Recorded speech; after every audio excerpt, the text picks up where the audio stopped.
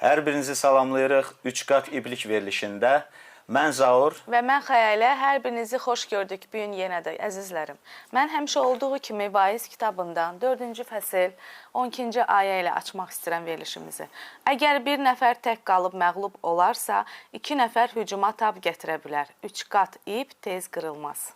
Həqiqətən də biz hər bir verilişimizdə bir çox mövzuları araşdırırıq. İstər valideynlərlə övladların münasibətləri, istər iki valideynin arasında olan münasibətlər və həmçinin də tərbiyə haqqında vacib məsələləri, həm ünsiyyət, həm müdriklik, bir çox mövzuları biz araşdırırıq və istəyərdik ki, siz diqqətli olasınız. Çünki buradan Allahın sözü danışılır.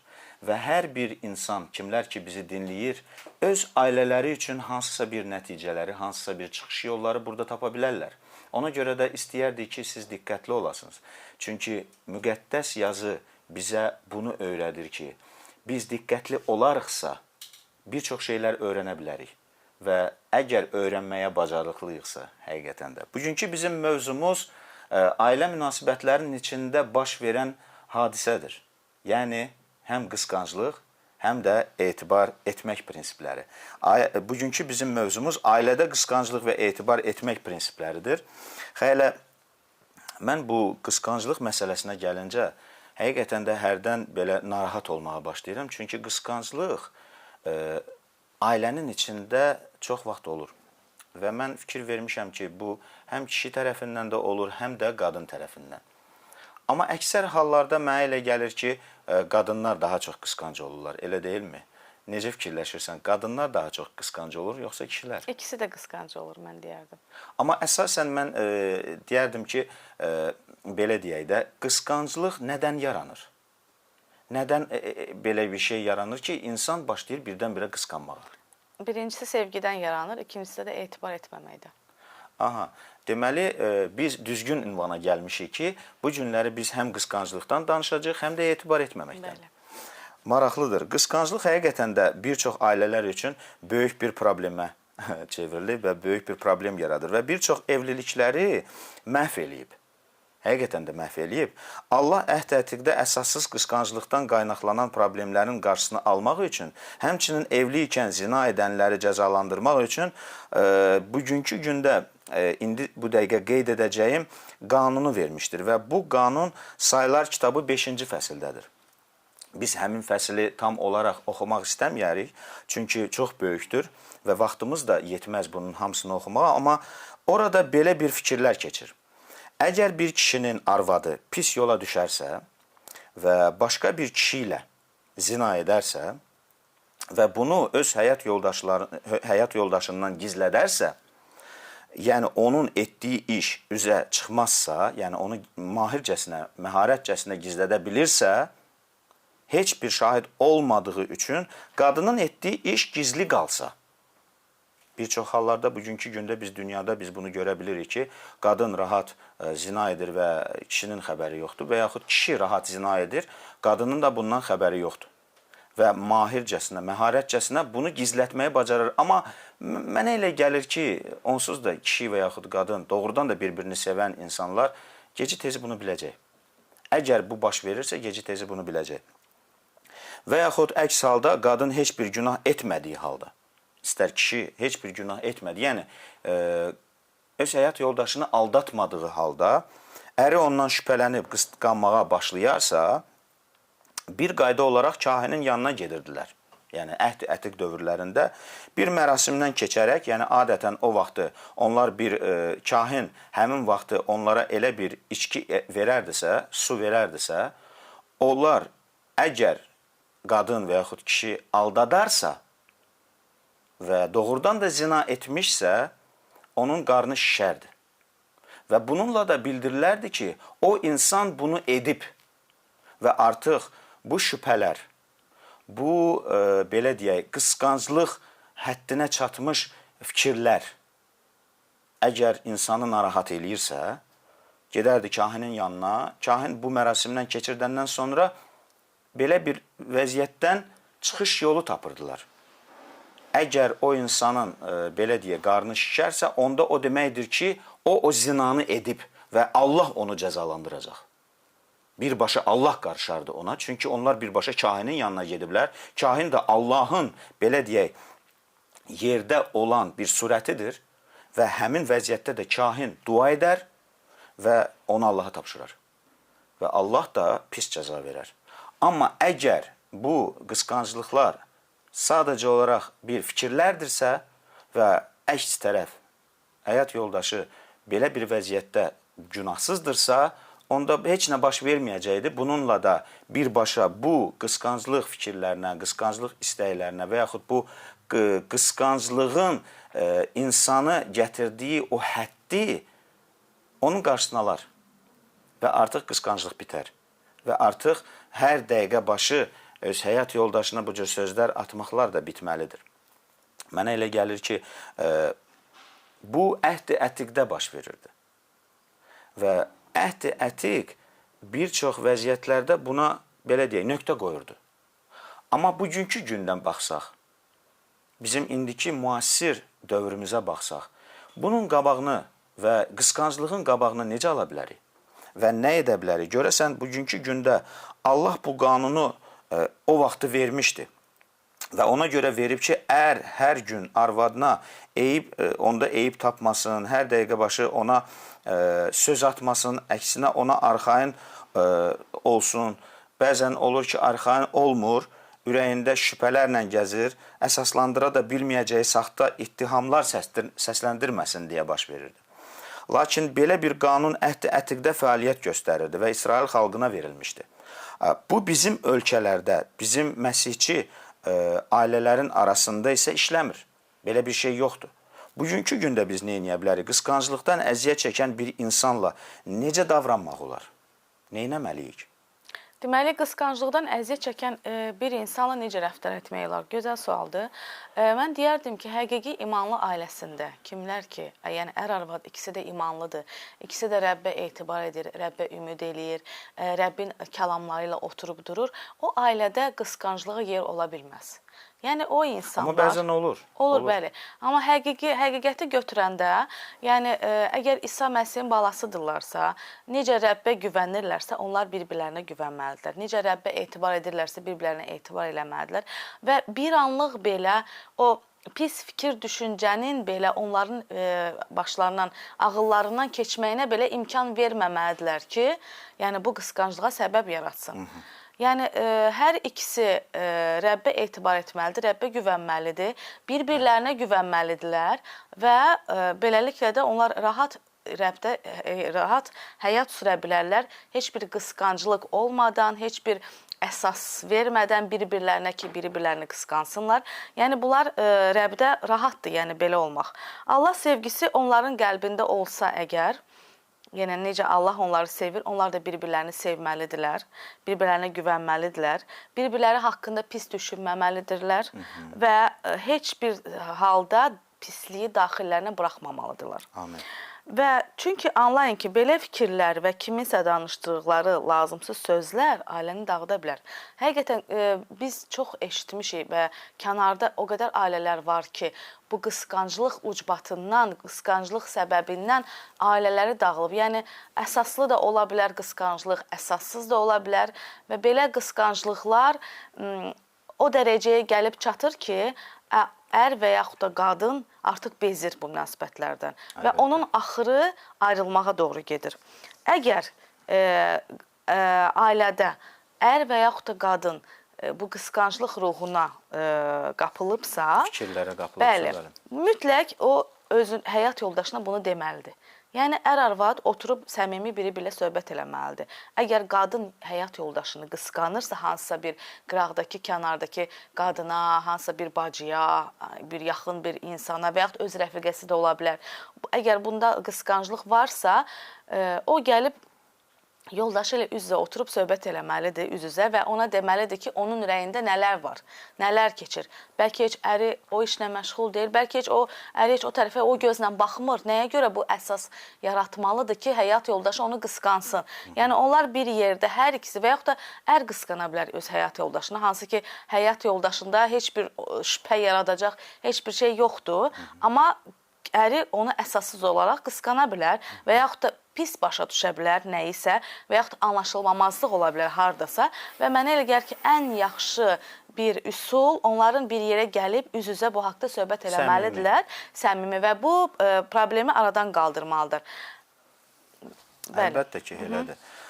Qısqanclığın qurbanı olduğumuz halda biz nə etməliyik? Bəli. Bu vacib sualdır. Yəni, sən bayaqları qeyd elədin ki, tutaq ki, həyat yoldaşı sənə qısqanır. Qısqanır, özdəki biri var əsaslı, biri var əsassız. Çünki bu vacib 2 dənə amildir. Bəzən olur ki, qadın və yaxud kişi olmayan şeyə qısqanır. Bəli. Yəni, elə bir şey yoxdur. Və heç, belə deyək də, orada heç əsas da belə yoxdur qısqanmağa. Bu nədən yaranır? Mən istəyərəm biraz bu haqda danışım. Çox vaxtı olur ki, bir kişi və yaxud bir qadın ürəyinə saldığı bir şey var və o, onun ürəyinə kök salır. Yəni, tutaq ki, kişi hansısa bir hərəkəti etdi və bu onun gözündə qısqanclıq yaratdı və yaxud kişi evə gec gələndə soruşanda ki, hardaydın, o söhbətdən yayındı, qaçdı, demədi, açıqlamadı və yaxud səmimi olmadı, bir balaca özünü şübhələndirdi və elə bir vəziyyətlərdə də insanın ürəyinə toxum düşür. O toxum düşür və başlayır yavaş-yavaş böyüməyə. İblisə də nə lazımdır? Aha, elə bir vəziyyətdə gəlir insanın qulağına başlayır pıçıldamağa. Niyə sənə demədi onu?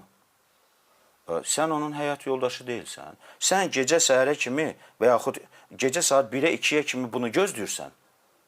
Narahat olursan. Bundan maraqlanırsan.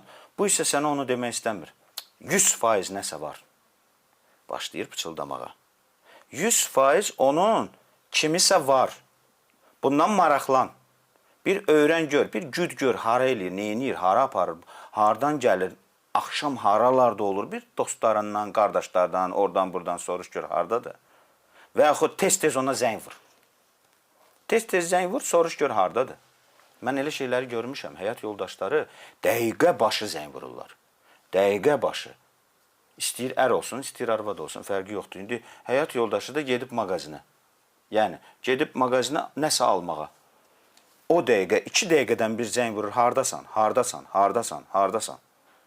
Axı, bu da etibar etmək deyil. Axı, sən bu insanı rahat qoymursan. Nədən irəli gəlir? Nə var, sənin ürəyivə düşüb bir fikir ki, görəsən bu neynir, görəsən bu hardadır, görəsən nə ilə məşğuldur, görəsən kimləndir, qardaşlarlandır, yoxsa hansısa bacı ilədir. Və yaxud Allah eləməsin ki, sən telefonla deyəsən ki, bəs bir bacı ilə söhbət edirəm. Vəssalam, düşdü fikir ürəyinə, hə, kimdən idin? Hə, filan bacı ilə, vəssalam, evin yıxıldı. Bunlar baş verir və müqəddəs kitab da bizə elə bir şübhələrə səbəb ola biləcək hərəkətləri etməməyi tövsiyə edir. Müqəddəs kitab bizə öyrədir ki, əgər mən elə bir hərəkət eləyirəmsə ki, əks tərəfi büdrədirəm, yəni narahat eləyirəm, şübhələndirirəm, ona əsas verirəm ki, o insan başlasın narahat olmağa, bu düz deyil. Yaxşı olar ki, bayaqları sən gözəl bir fikir söylədin ki, bu söhbət olunsun ki, yəni sənin bu hərəkətin məni narahat eləyir.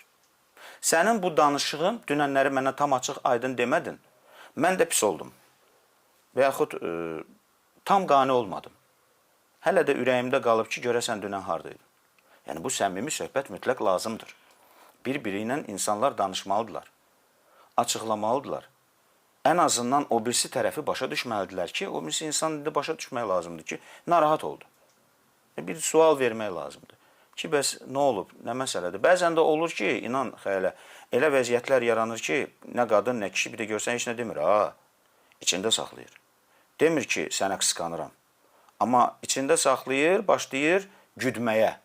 Hətta biz bir çox kinolarda da görürük ki, insanlar hətta elə bir insan da tuturlar ki, onu güdsün, hara gedir, neyniyir, şəkillərini çəkir, gətirir, təqdim eləyir ki, yoldaşın filan yerdə idi, O bəhmən yerdə idi, nə bilim, ora getdi. Məsəl üçün birinci getdi, makiyajını elədi, ondan sonra getdi paltarın dalıca və yaxud ondan sonra bura getdi, axırda da evə gəldi. Və bütün siyahını qoyur qabağına ki, gün ərzində bu insan hardaydı. Axı bu nə deməkdir? Bu o deməkdir ki, ya o qadın doğrudan da elə bir hərəkətə yol verir ki, ərini qısqandırır ki, əri doğrudan da əsaslı şəkildə başlayır onu araşdırmağa və bu da mütləq söhbətə gəlməlidirlər onlar ki, kişi axır sakitləşsin, başa düşsün ki, bunun heç kimi yoxdur və o qadın öz ərini doğrudan da sevir və onu aldatmır. Və yaxud mütləq yenə də söhbət olunmalıdır ki, elə bir səbəblərə yol verməsin ki, kişi və yaxud qadın ki, əks tərəf onu qısqansın. Müqəddəs kitab 1 Korinfilər 8-ci fəsil 12-ci, 13-cü ayələrdə belə yazılıb. Beləliklə, zəif olan bacı qardaşlarınıza qarşı günah edib, vicdanlarını yaralayanda siz Məsihə qarşı günah edirsiniz. Odur ki, əgər yemək qardaşımı büdrədirsə, mən heç vaxt o ət yeməyəcəm ki, qardaşım büdrəməsin. Burada düzdür, söhbət ətdən gedir, ət yeməkdən gedir və yaxud hansısa hərəkəti etməkdən gedir. Vacib deyil ki, biz bunu elə düşünək ki, söhbət hansısa ət yeməkdən gedir. Yəni, elə bir şey eləməyim ki, mənim qardaşım, mənim bacım və yaxud ailəmdə mənim həyat yoldaşım mənim hərəkətimə görə büdrəsin. Mənim hərəkətimə görə yanlışlığa düşsün, yanlış fikrə düşsün. Yəni, mən hər bir vəziyyətimdə hərəkətimə fikir verməyəm. Bəli, ola bilər, indi mən insanam.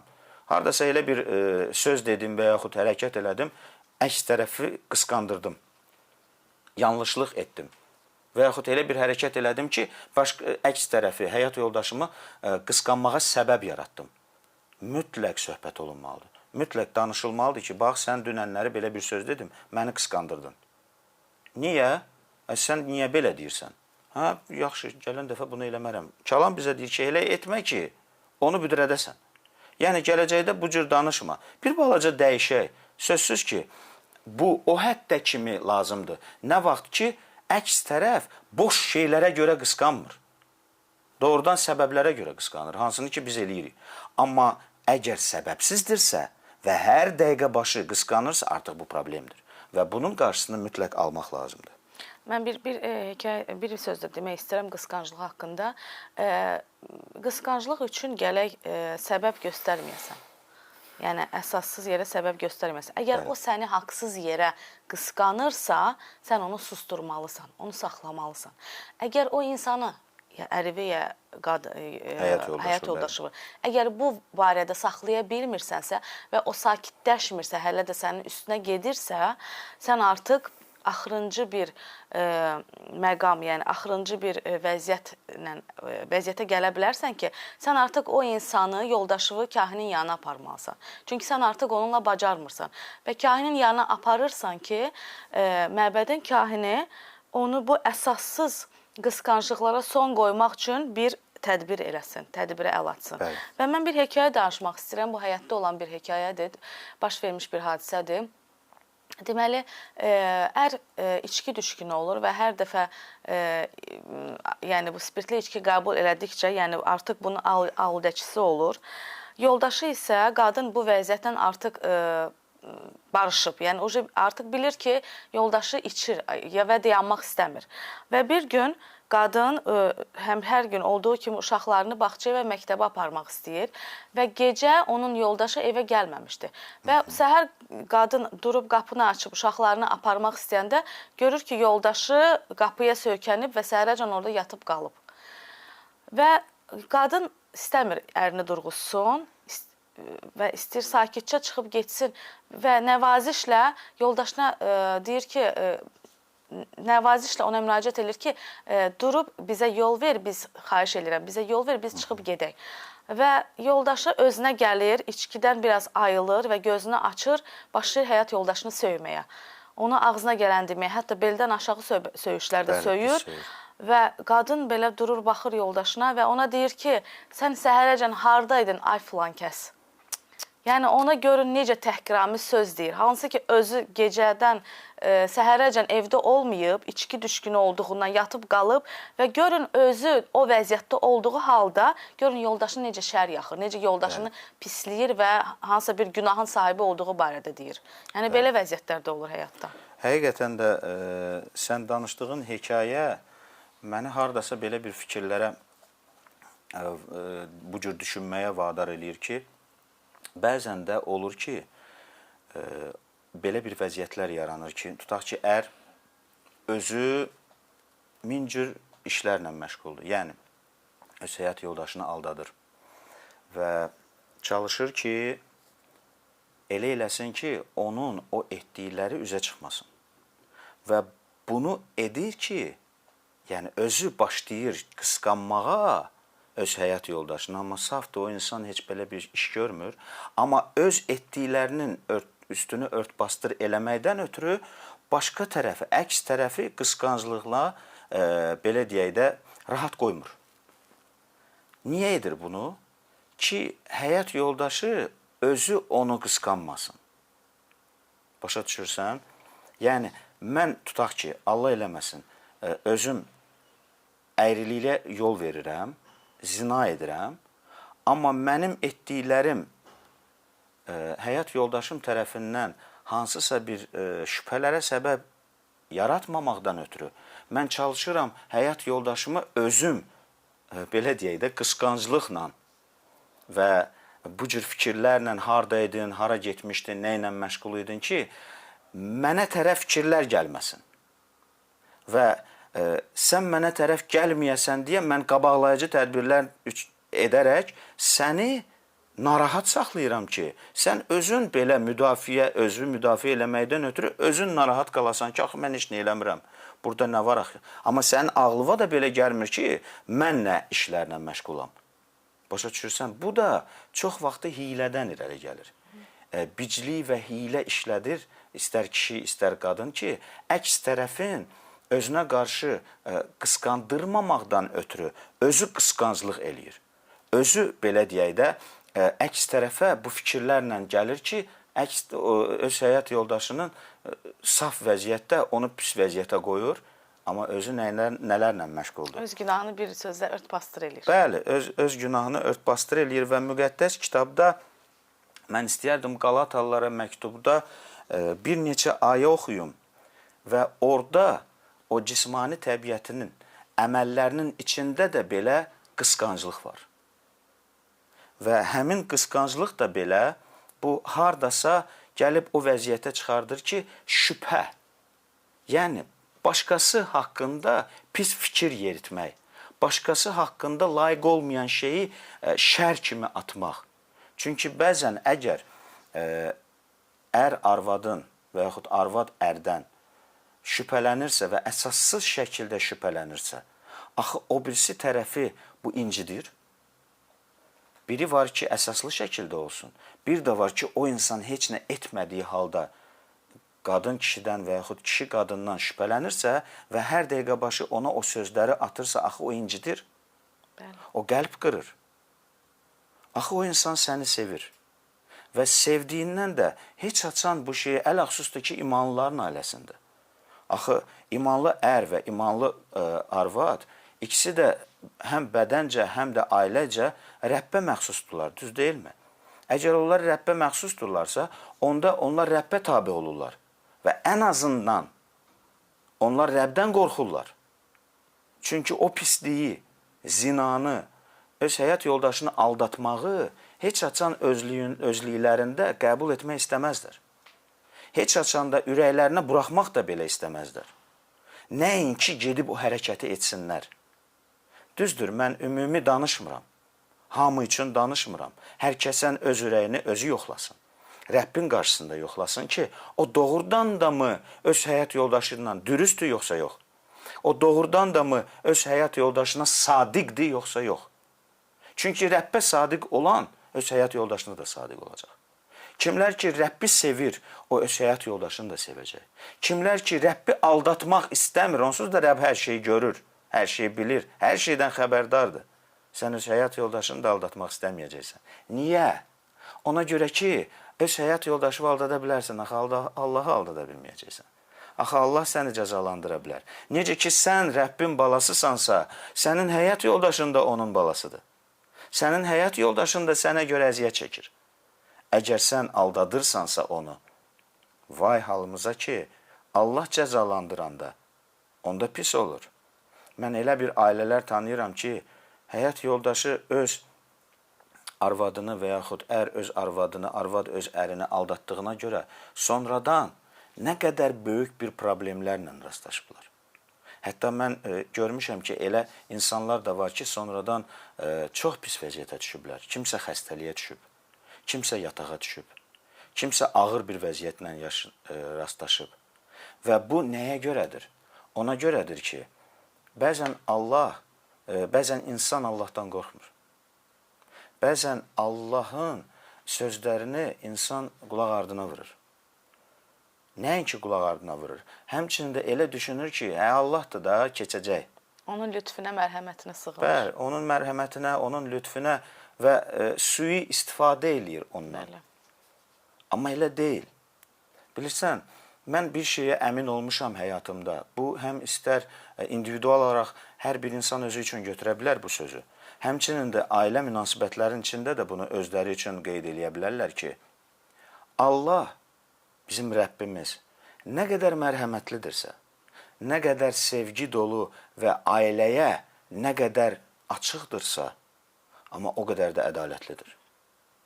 Əgər mən, öz həyat yoldaşımı aldadıramsa, o mənim üçün olur qaynata. Yəni, məcazi mənada mən artıq onun qızını incitmiş oluram. Heç bir ata istəməz ki, kimsə onun qızını incitsin. Heç bir ata istəməz ki, kimsə onun oğlunu pis vəziyyətə qoysun və başını aşağı eləsin. Heç kim istəməz.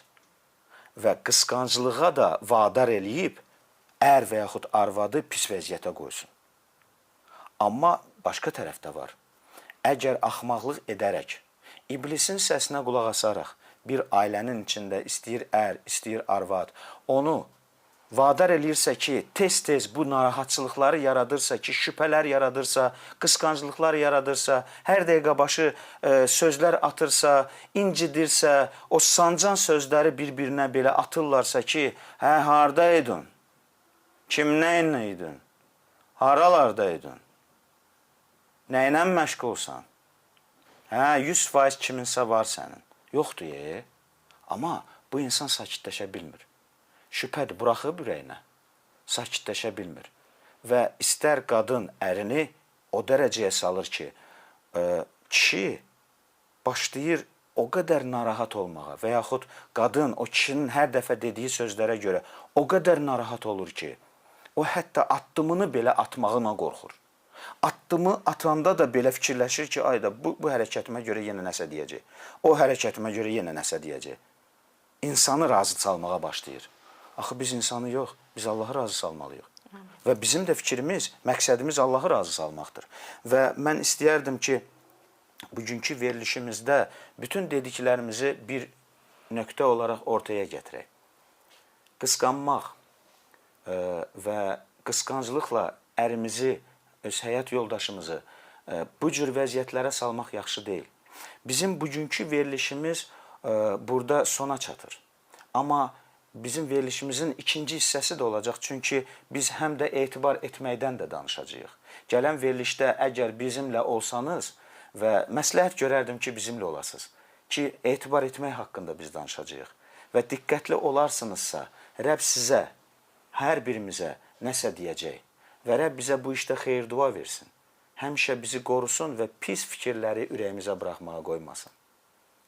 Və mən də sizinlə sağollaşıram. Gələn verilişdə mütləq bizi izləyin, çünki çox maraqlı olacaq. Sağ olun, sağlıqla qalın əzizlərim. Sağ olun.